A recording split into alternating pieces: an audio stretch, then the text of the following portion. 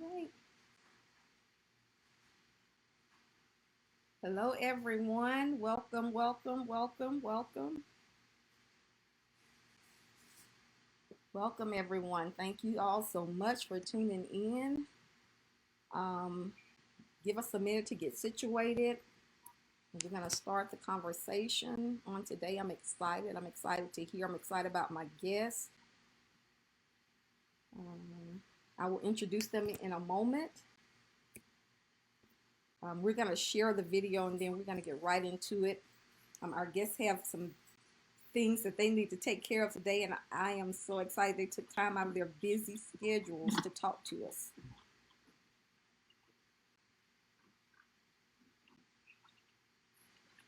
Let's see. So while we're doing this and sharing the video, let's see here. There we are.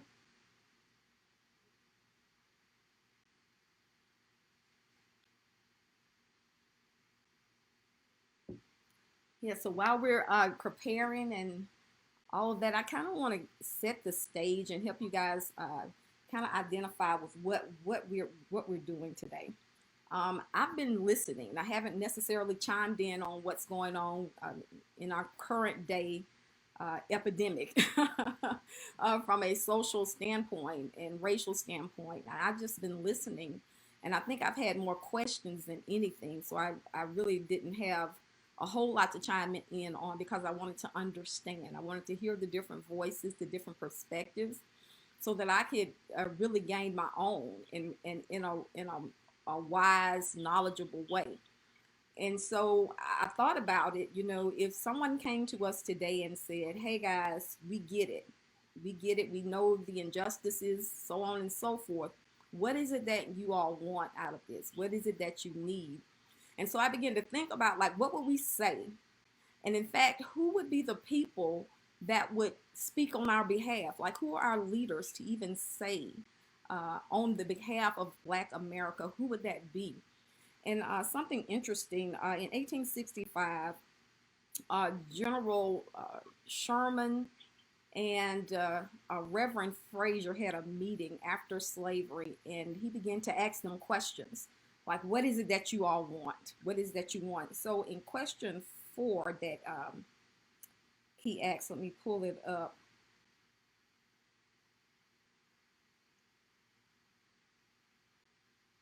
The fourth question: state in what manner you would rather live, whether scattered among the whites or in colonies by yourselves. And so Reverend Fraser answered on behalf of everyone, the African American leaders and pastors. They were the ones in the room. He said, "I would prefer to live by ourselves, for there is a prejudice against us in the South that will take years to get over." And he said, essentially, we want to be free from domination of white men. We want to be educated, and we want to own land. So 4 days later, General Sherman signed the Field Order 15, setting aside 400,000 acres of confiscated Confederate land for freed slaves. And so Sherman, he appointed this, and he said it was to divide that land up, and that's where the 40 acres and a mule kind of came from, which was, I guess, in essence, supposed to be our restitution. It set in motion a dialogue between white power structuring black men in Savannah, Georgia. And he says, "What do y'all want?" He asked the question, like, "What do y'all want?" Um, and they got to some of it, however temporary and fleeting they got it. That is significant, is what this author said. So what happened was General Sherman gave them land that they didn't own to give. So when the Confederate soldiers came back, they had to give them back their land, and so that's why we're still fighting and talking about the 40 acres of land and a mule. Because in any injustice, there should be some form of restitution. And so if someone came today and said, "Okay, we want to do that. We want to make right," what would we say? What would be our answer? And give me a minute. I am trying to get the my microphone connected so that you can hear my guest. So if I'm going to allow them to introduce themselves. So let me start with Mr. Richard Rice. Can you please tell us about you? Yeah, sure. Well, thank you for having me on your show, and I You're appreciate welcome. that introduction. It's always good to have a historical reference to kind of start from and give some context of where we've been. A lot of times we're like chasing our tail or running in circles, doing the same thing that we've done before. And I think when we take a historical perspective, it does help us ask the right question or uh, visualize, an appropriate objective in this type of situation. As you said, my name is Richard Rice, a public interest attorney in Birmingham with the Rice Firm LLC, and also one of the co-founders of the Grassroots Coalition of Birmingham, which is a 501c4 political advocacy organization with the mission of bringing together a collective of nonprofits, activists, organizers, concerned citizens, compassionate businesses that want to improve the quality of life for the citizens of Birmingham and throughout the state of Alabama. Before we got on, before we started the live, you and I, we talked about Birmingham really having a unique position, not just nationally, but globally. And, given the size of our population, our influence is disproportionately in our favor in terms of our ability to change the way other cities, other urban areas, other African American communities live, and other descendants of the diaspora all around the world, all around the globe. Folks look to Birmingham to really kind of set that standard, and that's one of the reasons why it's so important for each one of us individually to continue to press forward to realize that opportunity. And so yeah, I mean that's a little bit about me. My practice is a public interest practice. It includes employment discrimination cases and police misconduct, police brutality, and prisoner abuse cases for our incarcerated brothers and sisters that experience violence at the hands of correctional officers or other folks that are incarcerated or sometimes not receiving adequate medical treatment or mental health treatment. So that's those practice areas comprise about 40 to 50% of my practice normally, and during times like this, maybe even more. Mm-hmm. So yeah, that's a little bit about me, and I guess I can just stop there and jump back in when you're ready for me to. Well, thank you so much for that, Richard. Geesh, when you were talking, it's so funny you said that because I was thinking about Chenoia and I had the opportunity to go to Brazil together. And when you talked about the diaspora, I was just thinking how, just really looking at myself, looking at how I perceive things and from a racial aspect and why I believe and think the way that I do. I can remember when we were there in Rio and we went to see Chenoia, of course, will have you everywhere, looking at everything.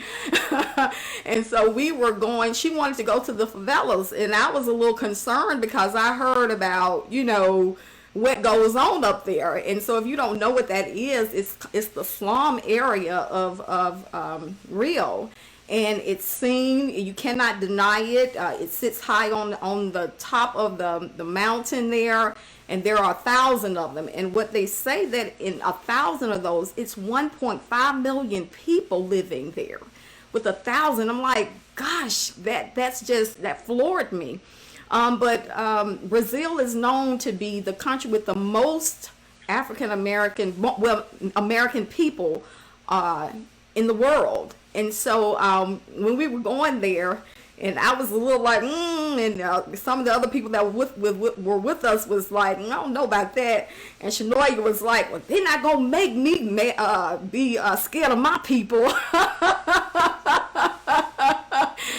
When she said that, I was convicted. I was convicted by that. And so, it's funny that you would say that.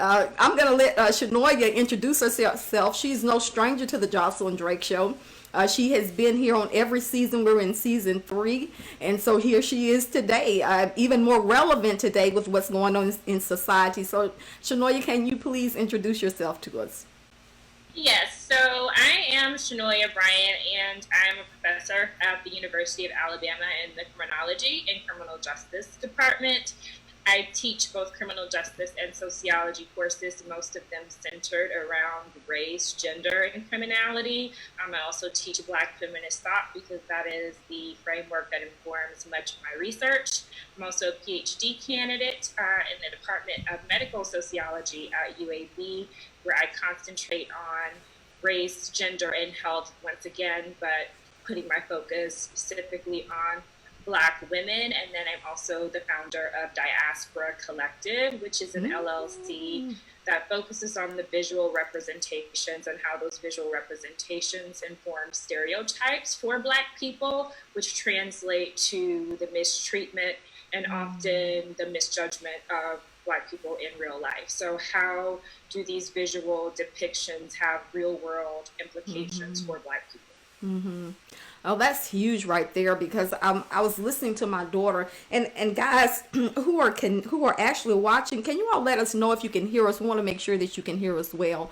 But we were sitting there watching television, but I heard a conversation about some things that was going on in a person's life, and the person was like, you know what are these people thinking about? Like, where do they come up with all this stuff? And when you said that about television and how we're portrayed in the media, I mean, our young people, they actually literally take that on. It's when it's set before you, begin to model what you see.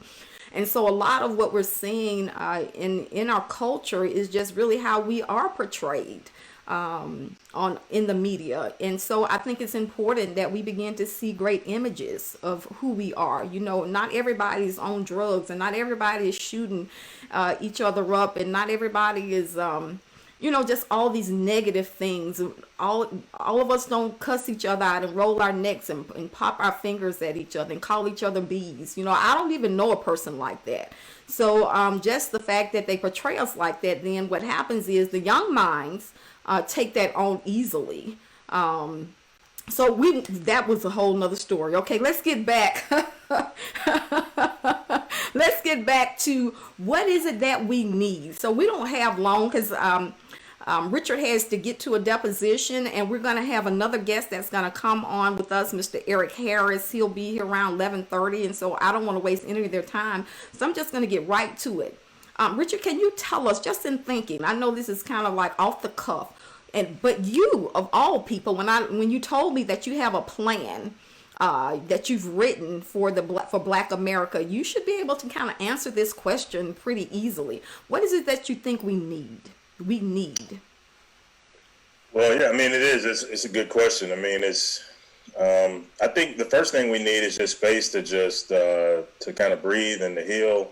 In terms of, every time that we're seeing this, it's really a form of terrorism. The police brutality that we see is a form of terrorism, and it goes part and parcel with what Chenoia just mentioned in terms of, these images, these negative images of us, and then we perpetuate it ourselves. We're even better at it than outside communities are, perpetuating this type of fear and hate sometimes against ourselves. I mean, and not always, but certain aspects of it, I think it just permeates beneath the surface. I think there's elements of that within all of us.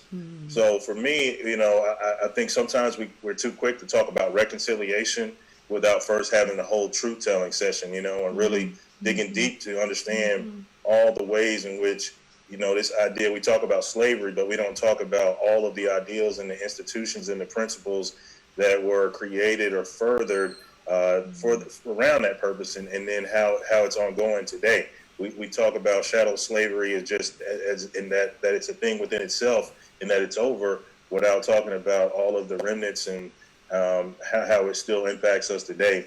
So I think what we need first is an opportunity to tell the truth. There needs to be some type of admission of fault, and we all need to kind of admit our role in it.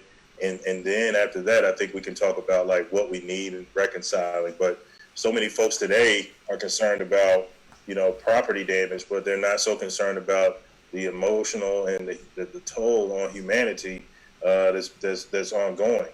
But we have so many people speaking out about protecting buildings and property and things of that nature. So I feel like that's the first thing that we need. Now, as I mentioned earlier, I co-founded an organization called the Grassroots Coalition. in 2017, and we published a Black Agenda. And that Black Agenda is basically a set of proposals, objectives that we would like to see take place in Birmingham to promote what's called a social economy. And in the social economy, essentially, we are centering humanity. We're putting people's needs first, and we're saying that the economy is there to serve us. The economy is there to meet our needs and promote a certain standard of life, and that we are the creators of the economy. Therefore, we can dictate, what it produces. And by having that as the center and the starting point, then that creates more equity, and not necessarily sameness. I know people think about that, but you still have the opportunity to define yourself. You can excel, or you can, operate in the middle of the road, or however you want to do it. But it basically kind of sets a floor, and it also says that folks are going to be responsible for the externalities that their business models create. And in order for us to have that here in Birmingham and in the Birmingham metro area, we identified 7 categories that need to be addressed, and I can list them. I've also included a link in the comments on this feed, but we would address poverty.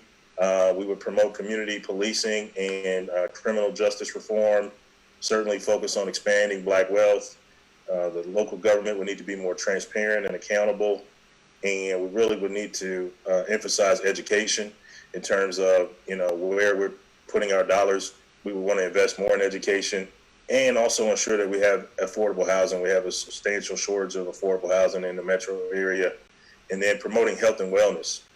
Mm-hmm. And in particular, we're addressing, this PTSD, if you will, that's been caused by generational, racism, systemic racism, and generational poverty. Like, what is the emotional impact of that?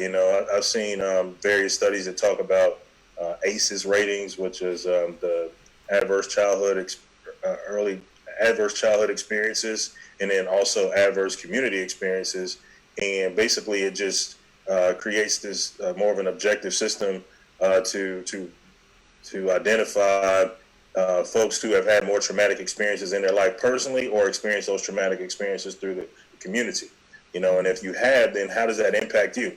And we all have, maybe some of us to a greater degree, mm-hmm. But if we're operating in a predominantly, Black city, then we would want our law enforcement, our elected officials, our teachers to all be mindful of those type of characteristics in creating programs and policies that directly address those type of issues. And everything that we do should be viewed through that lens. We wouldn't have to follow this mainstream standard and then berate, our community for not meeting a mainstream standard that wasn't really made for us, and arguably intentionally was made to exclude you.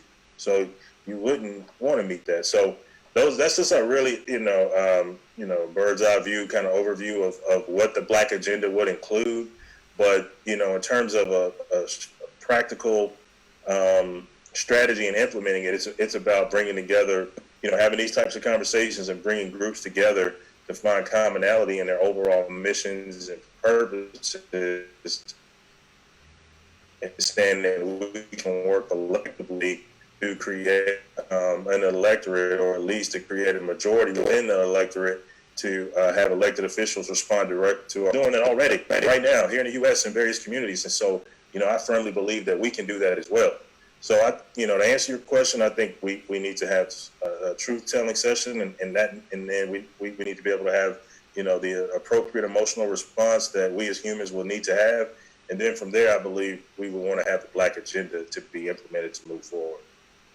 That's awesome. So some of the things I wanted to kind of piggyback on or highlight, where you mentioned about having the conversation about it's the truth-telling conversation. In my thinking, I just think that there are 3 conversations that Black America need to have, and we're doing one of them now, is which we need to have a conversation amongst ourselves. We need to kind of figure out what is it, where we are, what we need, who's going to lead, and so on and so forth. But then I think we need to have a conversation with our white brothers and sisters. That's a conversation that needs to be had. But I also think we need to have a conversation with the motherland, because of some of their, they have some responsibility as well as to why we're here. And so we have to kind of go back there as well to kind of bridge the gap there, because Black America, like we're really searching for our identity. You know, America say they don't really want us, and then we look back at the motherland, and they, from what I hear about history, kind of sold us. So we, you know, you kind of have that issue and that limbo. And so I think that there are three conversations that we need to have, but the most important I think that we need to have is with each other. And so that's what we're doing now. And we do need to tell the truth. Before we can start anything, move forward, an alcoholic must first say that they are an alcoholic, which means that you got to own up to the fact that, yes, this happened. And so where do we move from there? And I think one of the things is restitution, something that was never given. I was listening to someone explain about, you know, D-Day and all of that, and when the war was over, how they gave money to the Japanese people in this country because of how they were treated. Like, everyone has restitution, even the Native Americans, but we are still fighting for that. And I think that that's why we can always go back to slavery, because there is no restitution. Like, when you've been paid for that or compensated or made or right for that area, then you don't have a point to go back to. So I think that restitution is one thing, is another thing. And then when you talked about, you were just talking about like where we are today and how easily it is to have these systematic things that are in place, like deliberately. See, it's one thing to just not do it, but to deliberately put things into place to keep another individual or human down is just unjust in all aspects, no matter who it is, whether it's white, black, green, purple. It's just not right. And so I think we have to own up to the fact that there are actually things put into place to keep African Americans down. And so those are the fights that we're having. And no, we're not just doing the race card, and no, we're not out of our minds. I think we first have to own up to the fact that, yes, it is true. It is true. It has been happening. Even if you look at Juneteenth, something we just celebrated. Like the slaves were free, what was it, like 2.5 years prior to them actually knowing it? You know, just being held back all of these years, and still today fighting to get just what we want, equality. You know, there's enough for everyone. There's enough resources for everyone in this world to be a billionaire. What happens is when people want more than what's theirs, and then they begin to do things to make sure that they get it. And so that's when things on the opposite side begin to become unjust for other people. I'm going to let Chenoia kind of kick in and tell us from her aspect, what does she think that we need? Well, I firmly stand with Richard and what he had to share. I have thought about this, and I really feel as though what we state to white America or America at large really needs to be the Black Panthers' right 10-point program, which is much of what Richard mentioned, right? We want access to housing, we want access to employment, we want our children to have an adequate education, and an adequate education that reflects their history. We want to be able to community police, we want the end to police brutality, right? We want access to fair and adequate housing, right? So fairly priced, but also not because it's like fairly priced, then it's undervalued or not kept properly. Like, we want it to be fairly priced and also adequate to stay in. So, I mean, I really subscribe to what Richard has laid out, because, I mean, my clinging point is always what the Black Panthers asked for, which is that 10-point plan. And I think as a Black community, if we go back to that, it makes what we're asking for very simple and very plain. And I think another thing that they asked for that Richard sort of got, he implied, and you can let me know if I'm wrong, Richard, is just like doing all of this without this continuous interference from white America, right? Because in times when we have established our own communities, when, what is the song? The sisters are doing it for themselves and Black people were doing it for themselves. Sometime, well, really all the time, white folk found a way to come in and dismantle that. And so that's another part of the Black Panther Party's 10-point plan is we want to be able to do all of this and have access, and without white interference particularly in a way that unless a white person is somehow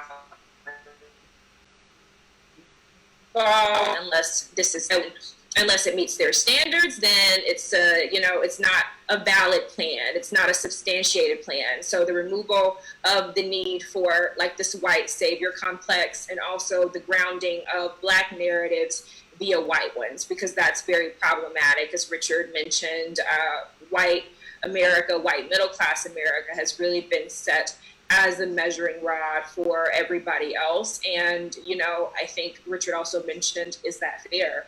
And when we look at sort of the havoc that's wreaked for people of color across generations, really since like folks were occupants of this nation, right? And thinking about the indigenous folks, and then what happened with African Americans, then you think about what happened with Latinos, and then you think about what happened with Asian Americans. I mean, do we really want to follow that? Like, is that really who we want to follow in terms of our standard? So I think we also kind of need to reevaluate and reassess that, which is, I know, what Richard mentioned as well. And I just wanted to side note that Asian Americans got reparations, but it took almost 48 years. So by the time they actually got the checks, from the time they said they should get the checks to the time they actually got them, most of those folks were dead. So some of their families were able to get the monetary restitution, but the group that should have actually gone to, they did not receive it. And Asian Americans lost roughly $400 million in property, et cetera, during that time, but they were only compensated $40 million, which, didn't translate to current land values, current, like housing market values. So they, short, they got screwed.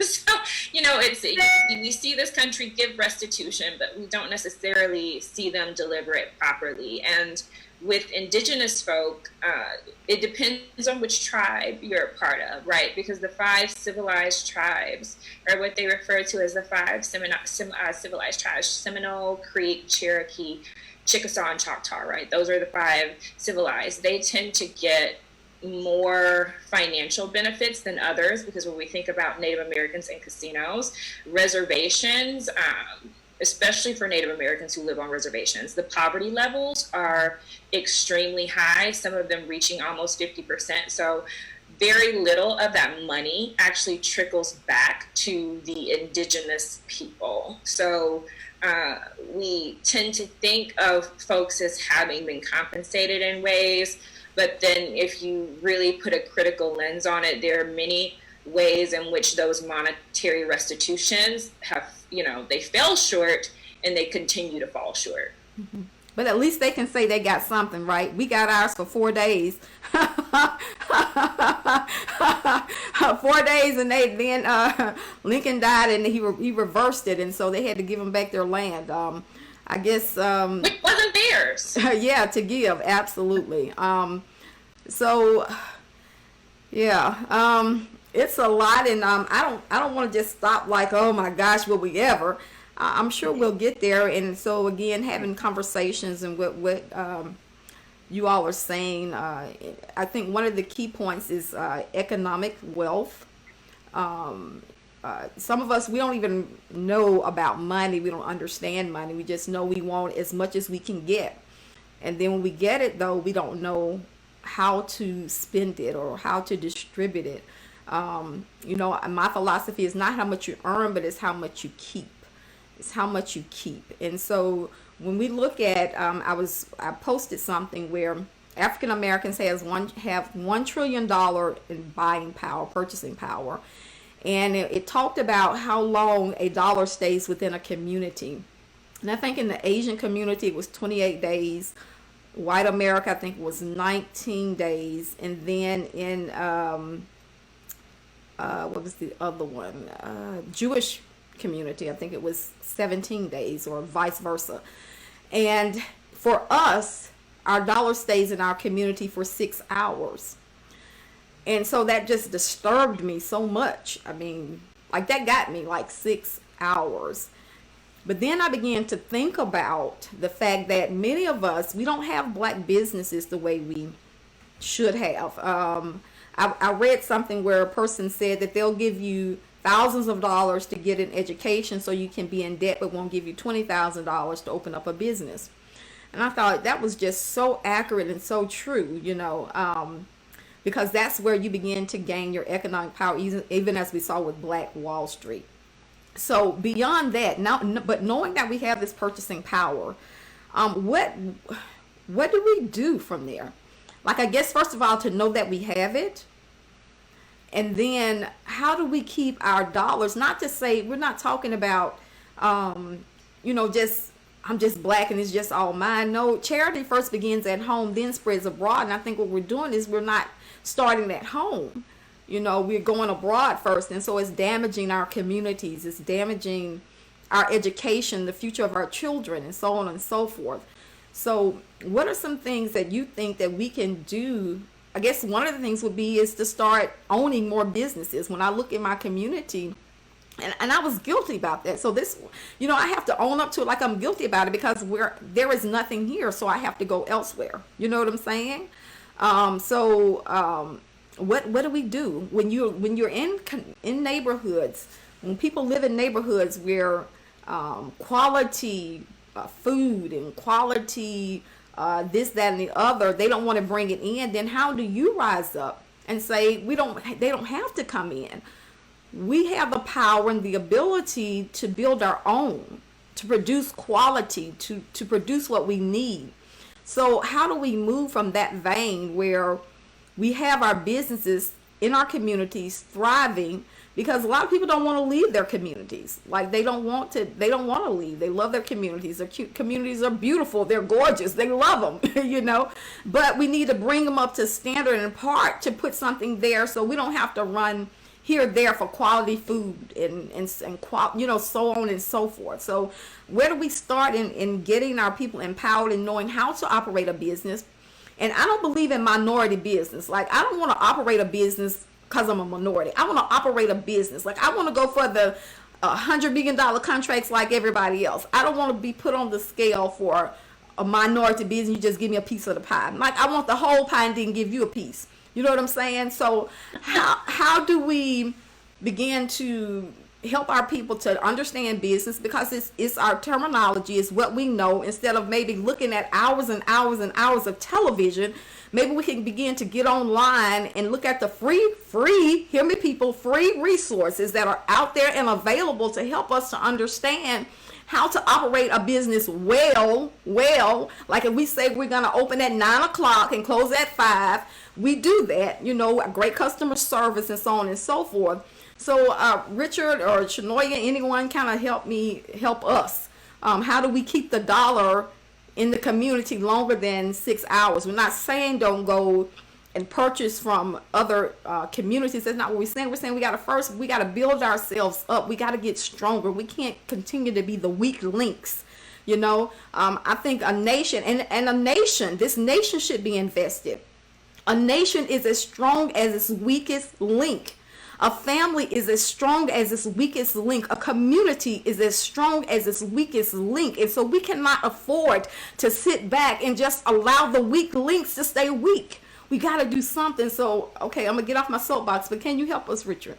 Is there anything that you can think of? Certainly, yeah. I mean, that's fine. But Chenoia, did you want to go first on this? It doesn't matter to me. You know how I am, because I'm going to say what I think about it at the end, at the beginning. So it's up to you. You want me to shoot my shot first? Sure, yes. Okay, so I think, and I know this is going to be a touchy subject for people, but when you look at the significance culturally of the Black church in the African American community, and how much money we put into churches, we invest in faith, we do it to tithe. Black churches have a lot of money. And collectively, right, they often take that money to white banks who then refuse to lend them any money and to lend their people any money, right? So I think we need to think about the role of the Black church and the potential there to create our own monetary space of being. Because for Black folk, especially Black folk in the Deep South, there might not be a lot of causes that we buy into. Of course, right now, like all of us are enraged and angry, so we're all engaged, I think, for the most part at some level. But beyond that, the thing with the second most influence, my personal opinion, is the Black church. So I think about, Black churches thinking more strategically about how they use the resources that people are trusting them with in faith because God has asked them to trust them with those resources. Like, how are they actually using those resources to cultivate better communities for the people who are often coming into the doors and giving, right? So I think that is really important. And I also think you have to be intentional. You have to be intentional about like where you shop. Here in Bessemer, like you said, Black ownership is very limited, but there is a farmer who's doing aquaponics and all of that stuff like 3 blocks away from me. He sells fresh veggies, fresh fruits for really reasonable cost.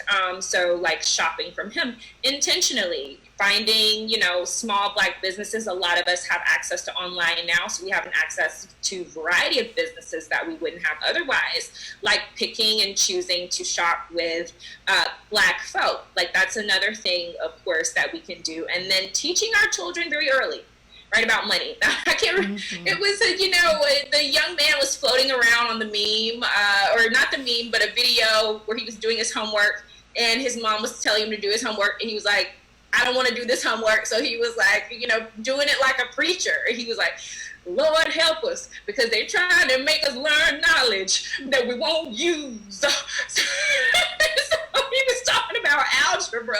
And I'm like, well, that's true. Like, if you're not an engineer, right, or physicist or something like that, like you might not see that again, but we're going to deal with money all of our lives. So why are we not teaching our children financial literacy? And then, of course, we just have a problem with our illiteracy rate and our literacy levels in terms of like reading comprehension. So as much as the materials are free and people can access them, are they going to be able to actually understand what they're reading and understand how to apply that based on their literacy levels, and then also based on their ability to critically think, right? Because most of us in the school systems we came through, we weren't taught to critically think. We were taught to, learn what I give you, regurgitate it, the end, right? Not necessarily deconstruct what I just gave you, tell me where there might be issues with it and how we can make it better. So also thinking about, the resources are free, but then have we prepared folks in a way where if we give them a stack of free resources, like they know how to go through those and understand what they've read and also then to apply it. That's good. I'm going to highlight some things you said. What was that app? You said, what did you say we could go online and find out Black businesses? Did you say Alone and Announce? What was it again? I don't think I said anything about Alone and I think I said, we have access now. Okay. Through social media in a variety of ways that we previously wouldn't have had. So I have been able to support so many Black-owned businesses through buying. I know Richard and Jonathan were like, we have enough T-shirts, we have enough candles, we have enough of these things. But like buying a T-shirt, buying many fabulous outfits. I know I go to Art Basel every year, and this year I deliberately chose to wear all Black designers. And I was stopped every day and somebody wanted to know what I was wearing. So just being intentional in shopping and what I seek out, and being thankful and grateful that social media, particularly Instagram, has created access for me to do that. Okay. I think my daughter said something about, I think she said Jay-Z or somebody did an app where you can kind of go Oh, on there and, the 100 Black people, okay. the 100 Black things to read, the 100 Black businesses to support, etc. I'll link that below. I'll Okay. link it below. Perfect. Perfect. Also, when you talked about the black church, well, I'm a pastor, okay? Let me get that out. And I agree, there is money in that comes through the doors of the black church. As far as reaching back into the community, I don't know if it does, and I don't know if that's ever been a mindset. They do things in the community. Don't get me wrong. Now, Right. definitely. And sometimes we think money is there when money isn't. Sometimes people aren't giving as much as you think they're giving. And so when you've gone and you've purchased churches, $1 million, churches, and you have these budgets and these high electric bills and water bills and so on and so forth, it kind of tears into the budget to be able to do as much, I think, as you want to do in the community. And so I think what we may need to do is begin to strategize, pastors and in that space, and begin to see how we can come together to build the wealth that we do have. I when in Atlanta was happened to be, thank God, under a pastor who he would bring the best of the best to us. Like, it was nothing that we just did not know. We would have people come through like Robert Kiyosaki, and we would have when Donald Trump was popular, he would come through and and educate us, about certain things, or Peter Daniel about gold and things like that. So we had the opportunity because he understood purchasing power. He understood the importance of empowering your people. After you get through shouting on Sunday, you got to live. You got to know how to handle your money and so on and so forth. And so I thank God for that experience. And I do think that it was a different experience from the church that where I was here in Birmingham, in that shift. And it took me a minute to catch on because, all I wanted to do is dance and shout. But it's more to that. When we finished, we got to live, Monday through Saturday, and so then that helps us because we know that we begin to teach our members the importance of having just being well rounded in all things and doing everything excellent and wanting to be the head and not the tail. And so when you mention about our kids being financially literate, because that, as you say, that's something we're going to do for the rest of our lives, is deal with money. I have a 501c3 organization where we teach kids. That's one of our main focuses, about financial literacy and stock market and knowing those things, because it's going to be important. Can you imagine owning your own business, teaching them about opening your own business, tapping into your ideas, your witty inventions now? Can you imagine if they started at 6, 7, 8, 9, 10 years old, developing those skills, where they would be at age 18 and 19. Mama won't have to worry about financing and getting into debt. They will have already raised the money to go to school. And so I think we need a paradigm shift and kind of wake up to, I think the bar has been set here with us, as you said, mentioned there, and we just kind of going through regurgitating what has been done. Yeah, everybody's doing it, so I'm going to stay on this road. But then we have to give, like Robert Frost, and begin to take the road less taken. The one that everybody's not on, because something is different over there. And I believe that we're as far as what we know. And so we have to begin to know something different. Richard, can you chime in with us on about how we can build up ourselves economically and keep our dollar, a little longer in our own communities? No doubt, I definitely can. I first wanted to ask Chenoia a quick question about Art Basel. Like, when and where is this? Because apparently I need to check it out because... Right. And it's so sad because I'm like, whoa, coronavirus people, we all go in the house so Art Basel does not get canceled. Just not get canceled this year. I want y'all to live. I also want to go to the Cher concert in September, but Art Basel is super important. So Art Basel in Switzerland in June, like that one already got canceled, but Art Basel in Miami, which is the one I go to every year, that is always the first full weekend in December. So it is a space where the world's greatest artists, the world's greatest museums and galleries bring their best of the best of the best, their creme de la creme, to put on display. And especially if you're a person who's interested in contemporary art and, artists who are still living and breathing and their careers are sort of taking off, a lot of times they're there. and available for you to speak with them about their work. So Art Basel is a space, again, because visual representation, for me, I go through and I look at who I see there, but then I also am an art lover and an art collector. So I'm also looking at the pieces that I see and seeing if I see myself in any of those pieces. Yes, Chenoia definitely is the art collector of every country, city, state, nation that she goes to. She got to pack, tons of stuff and bring it back. Definitely. Okay, Richard, we got to let you chime in. Yeah, I feel like that ties directly into this conversation about building economic wealth and being inspired and, having compassion for one another and understanding these things that are complicated. And, great communicators often can't, put into words some of these experiences and emotions that we have related to the oppression, the racism, or just, some type of aspirations we may have. And so I think art is a big component of that. I'm a beginning art connoisseur, so to speak. I can see that happening. I'm developing into that. And so that's something I'll be interested in for sure. And I think that we have so many examples of Black artists who have represented, Black excellence. Right now, we can look at some of our musical artists. We can look throughout history at writers. James Baldwin is somebody that jumps out at me.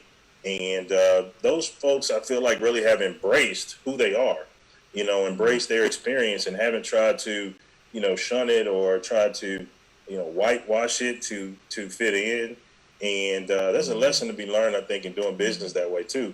And we talk about social entrepreneurship. A lot of folks that in my circle or whatnot, we talk about social entrepreneurship and, supporting Black businesses. And, how do you define what it means to be Black? I mean, obviously, we know if we're descendants of the African diaspora, yes, that's a unique experience and nobody else can come in but in the fringe on. But this concept of Blackness, right? Because, some folks, they may look Black, but then what do they do? How do they interact with their community? What is the net impact on their overall experience or transactions on a day-to-day basis?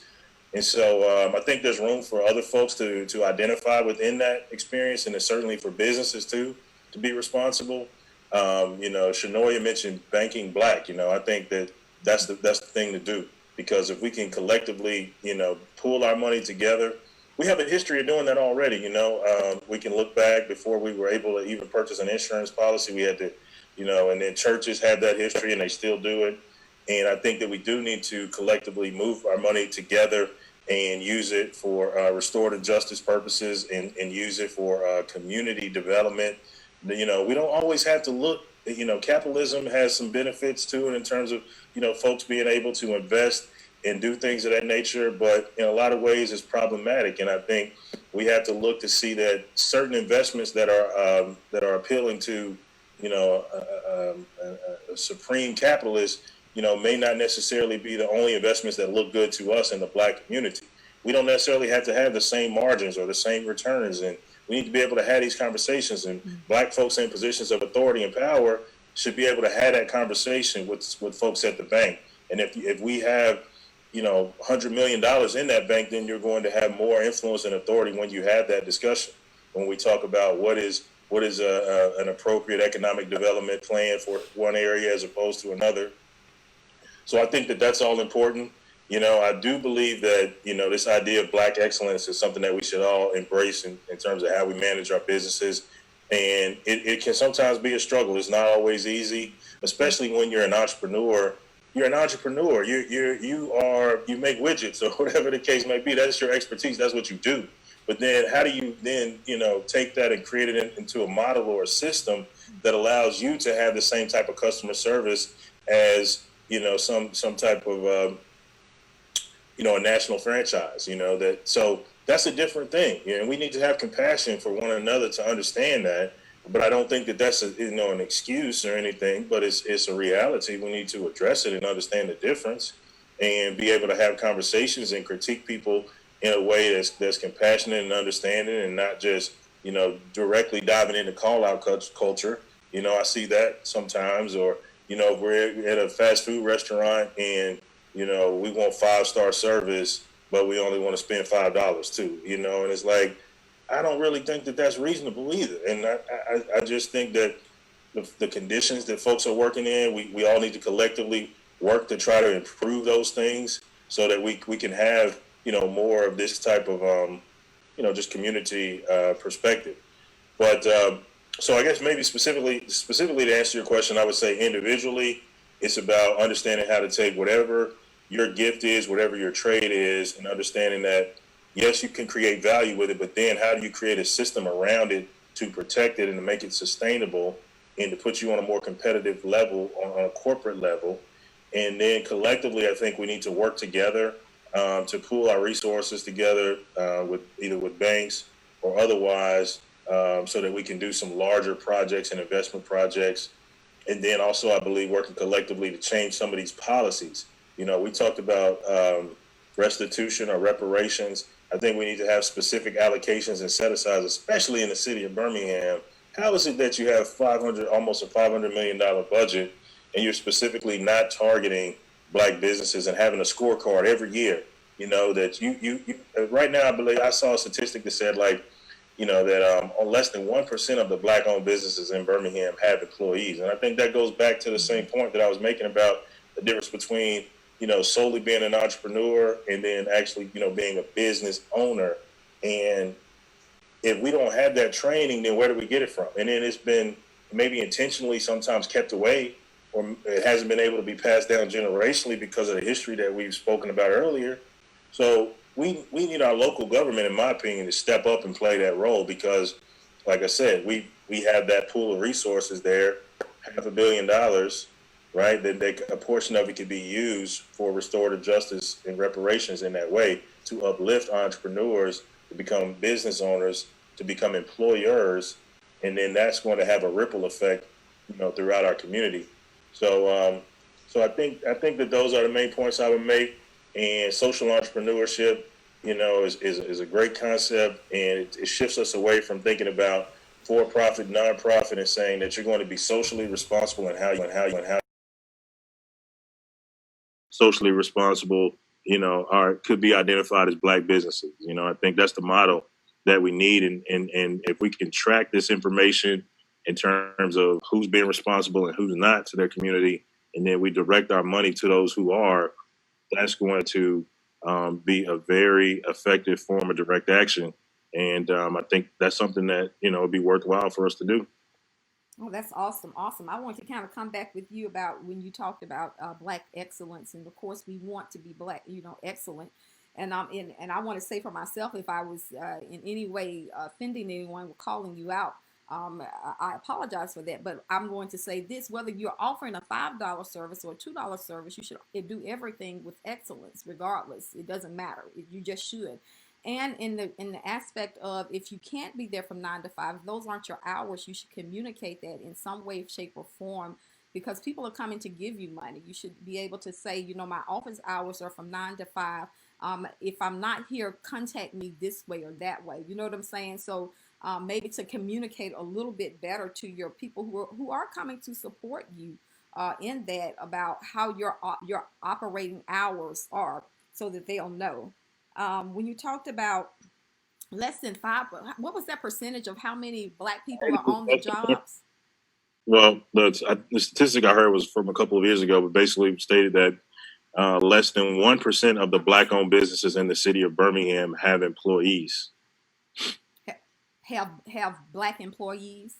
Or have employees generally, just meaning that most of them are sole proprietors with no employees. It's just a one-person business. Right. And do you think that comes from the fact that we can't get the loans?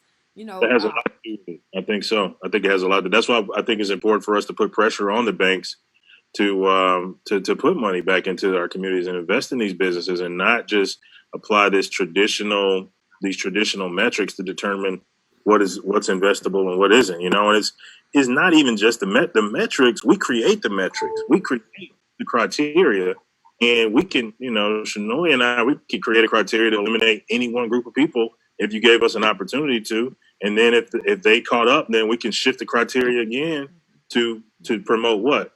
To promote white supremacy, if that's our goal. And if we really want to have a truth telling, then we need to just call it out and say that's the underlying objective. And, we talk about this a lot. The 1901 Constitution of Alabama specifically says that, in order for us to uphold white supremacy, we can't do it through violence. We must do it by the use of the laws. And we really, we're still operating under that same Constitution today in 2020. Wow. And which kind of helped us understand why Dr. King's and civil rights mission movement was to vote, because through voting and putting people into place, that dictates policy a lot of times. So and trying to get the right people into office, and the people who are going to do what they say they're going to do when they get there. And just even to give them some leeway, sometimes when they get into office, there are years of decisions that have already been made on their watch that they didn't make. It was already in motion when they, got into office. But again, I think calling everyone to an ethical place, to do what you said, to have a fiduciary responsibility to people, to put them first instead of yourselves. Chenoia, do you want to chime in on with where we are? I was just gonna say, I don't even know if we want like an ethical standard at this point, right? Because ethics tends to be the things that society constructs that we should live by. I think we need to maybe be petitioning a moral compass, right? Exactly. Like morality and this idea of, you mentioned earlier, looking out for my fellow human being, wanting to know that they are safe, wanting to know that they're provided for, right? That's more sort of a morality thing. Ethics just kind of dictates the boundaries. Like, how far can I go with this before, like, I've done too much harm? And that's often constructed by society. And in our case, it's a white supremacist one. So I think we are petitioning more to morality, but I think that also goes back to what Stokely Carmichael said. And that was like, in order for nonviolence specifically to work, like, your opponent has to have a conscience. And for over 400 years, America has not had a conscience, right? So like, there have been the ethical violations with, law that Richard just talked about, but then there have also been these moral obligations or moral failures, and that Black people weren't considered human beings initially. Then we got 3/5, and now if you look at the way we're treated, there's still a constant dehumanization and a stripping of dignity that occurs for, or disproportionately impacts, Black people. So the ethical part is great, but what we really need is the morality. But I don't know how we necessarily form that. I'm lying. We have to start early with the kids. So if we start teaching the babies now very early, like, there's going to be a completely different paradigm, because their foundation for empathy would have already been laid very early versus, the folks we're dealing with now who were, taught that villains are heroes. And now we're sort of tearing their heroes down and apart. So it's like, you have the ethical stuff, but we really need to pull on the morality piece. But that's really hard because that would just, we would have to place emphasis on, we can work with what we have now, of course. But then there's also placing the emphasis on how drastically the education that children receive early on needs to change. Yeah, morality is something that I don't know can be a huge catalyst, because morality has to do with the heart and the character of an individual that comes from a spiritual place. So when you have a nation who don't want God, then how can you inflict morality? The only thing that you're going to be able to do really is ethically, until somebody comes to a place where they receive God, because he is the only one that can deal with our hearts. And I think that was probably one of the greatest disappointments for a lot of us, especially when Barack Obama became president. We kind of thought that racism had died. We knew it was kind of there, but because it wasn't so outward, we just kind of thought, oh, we good. And then when that happened, you just began to see it like right in your face. And it was a great disappointment, because you can do laws all day, but until the heart of a man is changed, that's when actually that's when you get a conscience. That's when your moral compass rises to the occasion. That takes not just going to church, like, because there are people, you will probably have white privilege and supremacists and all of them. They're probably maybe behind the Bible, but you got to have a relationship with the creator of that word, and so that's I don't know how you can, we have these free rights to religion. We can serve whatever God we want to. And so I don't know. I don't know from that standpoint. Can you all chime in? I know Richard, I don't know if you have to leave. Yeah, I have a few more minutes. I mean, this is Okay. such a good discussion. I really don't want to leave, Okay. especially for this decision I have to go to. I'm going to tell you that. But yeah, I mean, I think that the church is, like you said, morality is more of a spiritual thing. It is. Um, I don't know. I mean, moral authority. How do you gain the moral authority? We have a great deal of influence. Again, I'll come back to that point in the African American community in Birmingham, but also throughout the nation. And with you all traveling, I know you said Chenoia is kind of a globetrotter. She's been dragging you around to all of these, and I'm all for it. You learn so much. You see yourself in a different way by seeing other people and other cultures, and you learn a lot. But my experience in traveling, outside of the states is that other cultures have a great deal of respect for just the experience that we have here. And being from what people say is the most powerful in terms of a military nation, but then still having the complete full understanding of oppression. And our narrative is representative of so many narratives, or the struggle of humanity to really fully realize itself. And so I think people see that in us, even if they don't articulate it. And that gives us a certain deal of moral authority. I think if you can just speak truth and do it with integrity and consistently, then you might be surprised at what may happen. If some folks talk about God and they believe in church and Christ and these, and then they're just meek and humble, and they don't have aspirations even to change or do anything. They just want to wait it out, and I don't really understand. That's not what I've read about the religions, I'm not, I'm not saying I'm an expert on that. I'm just saying, just from what I do know. And then when I don't see it manifest into bold action or just bold expectations. This process of manifestation and first having a vision and believing that you can imagine a different outcome. And then after you imagine it, you had a capacity to create it. That's consistent with my ideal of God.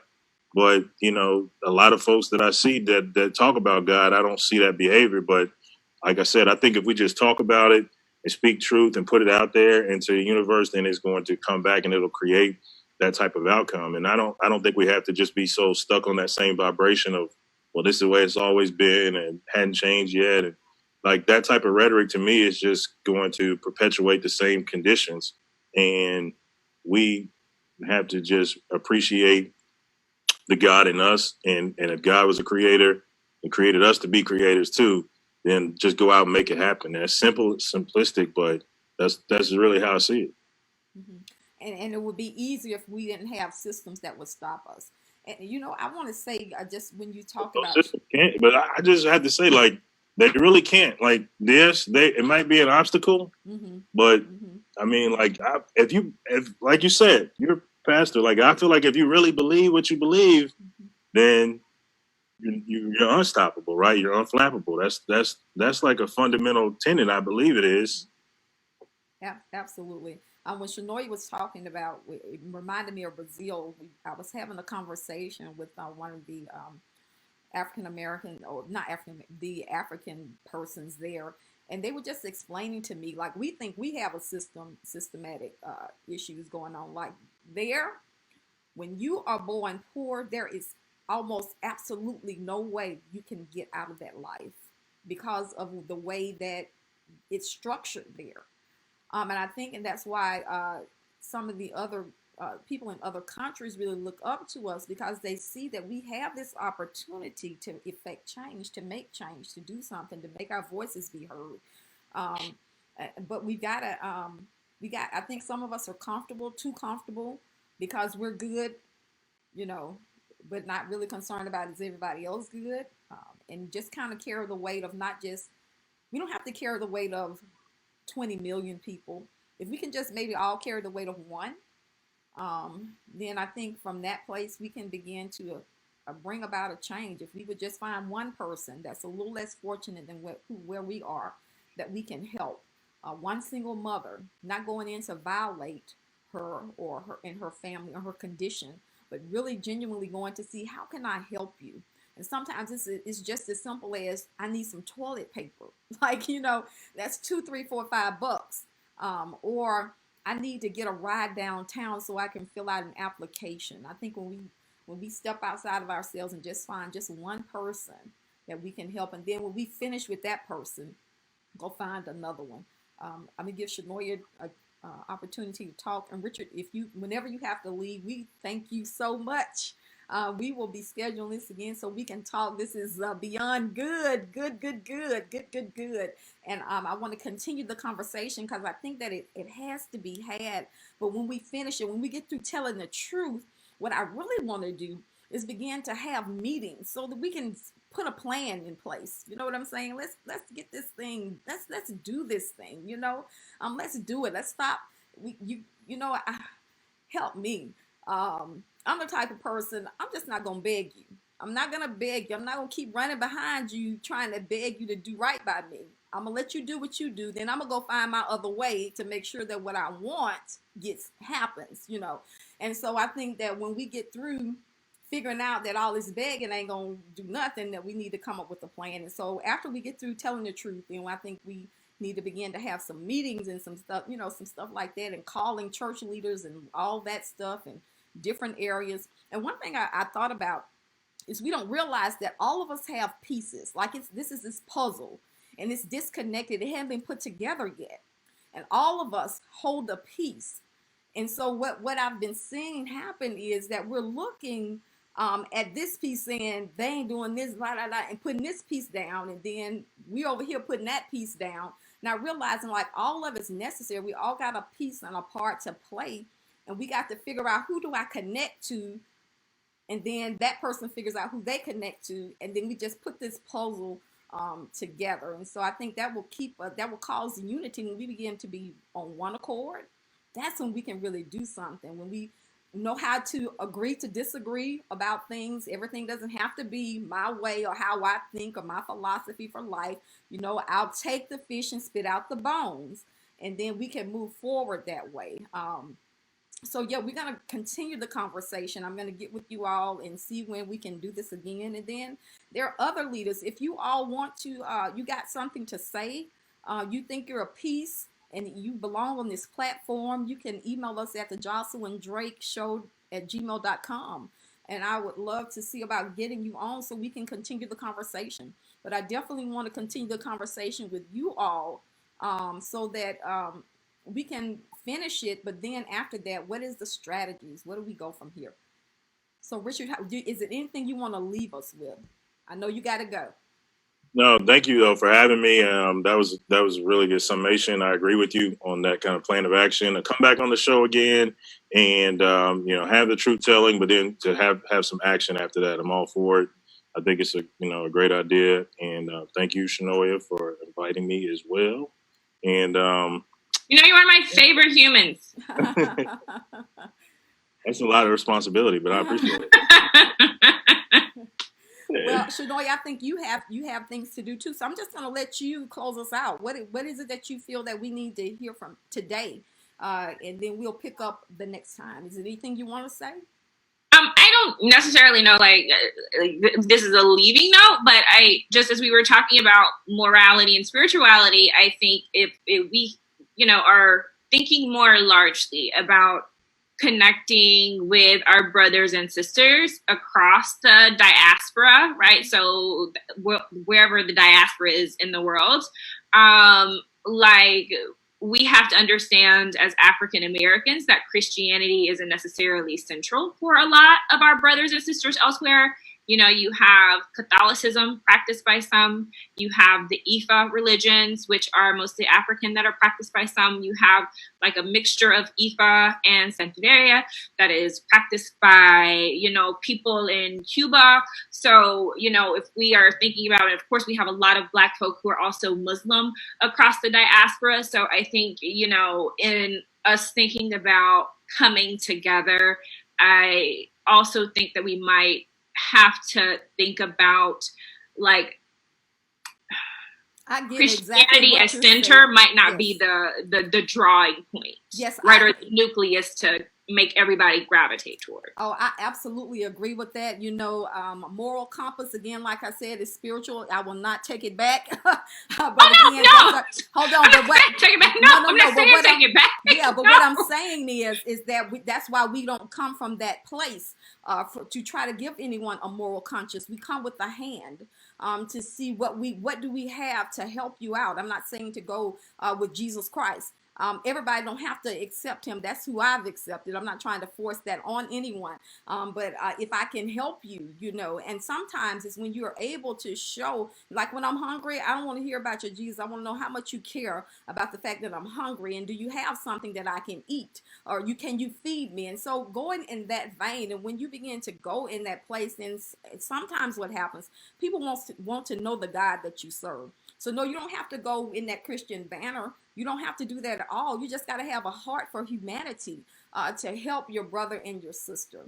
And so, yes, definitely coming together with whoever to make this happen for our community. Like I said when I started, I want to leave this world better for my children and for my grandchildren by any means necessary. Like there are things that I'm dealing with, you're dealing with.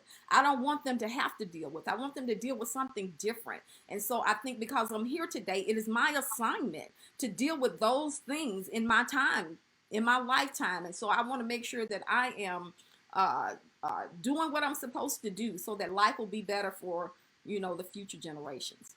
Again, thank you all so much. Thank you all so much for coming. I look forward to getting back and we're having this discussion again. It has been good, good, good. I hope that the people that have been watching, that you all have been enjoying. And please feel free to comment. We all, you know, we're in this free speech land. You can say what you want to, and so on and so forth. And feel free to do that. No problem, no issues. But don't think I won't come after you in the comments. Yeah, well, that's enough. That's free speech. You know, it is what it is. Consequences, though. That's right. Yes. So thank you all again for tuning in to Josilyn Drake Show. We will see you next time. Have a wonderful day. Thank you all. See you all soon. Thank you. All right. Bye-bye.